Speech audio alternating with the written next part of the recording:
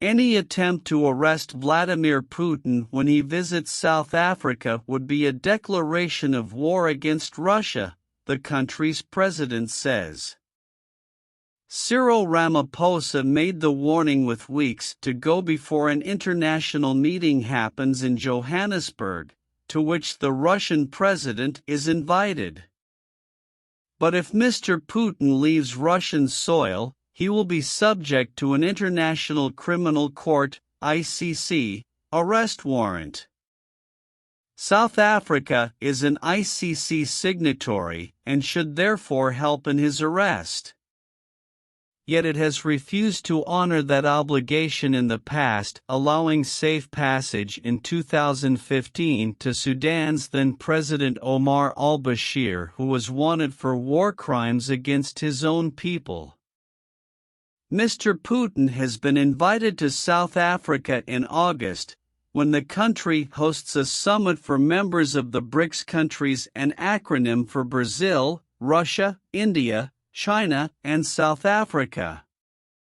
This bloc of fast-growing economies is seen by some as an alternative to the G7 group of advanced economies.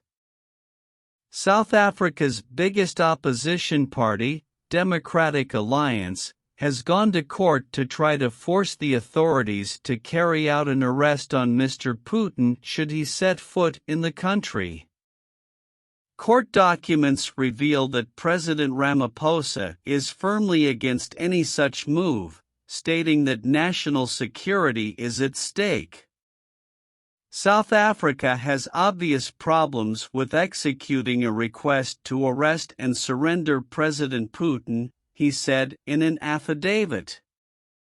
Russia has made it clear that arresting its sitting president would be a declaration of war. It would be inconsistent with our constitution to risk engaging in war with Russia. President Ramaphosa added that South Africa is one of several African nations holding talks with Russia and Ukraine with a view of ending the war altogether, and that attempting to arrest Mr. Putin would be counterproductive. Last month saw a peace mission to the European nations, where African presidents hoped they could bring Ukraine and Russia to the table together but ultimately failed. Much has been made of African nations' reluctance to back UN General Assembly resolutions condemning Russia's war in Ukraine. Correspondents say the reasons range depending on the nation, be it South Africa's anti-apartheid ties to the Soviet Union, or Mali's present-day reliance on Russian Wagner mercenaries to fight jihadists.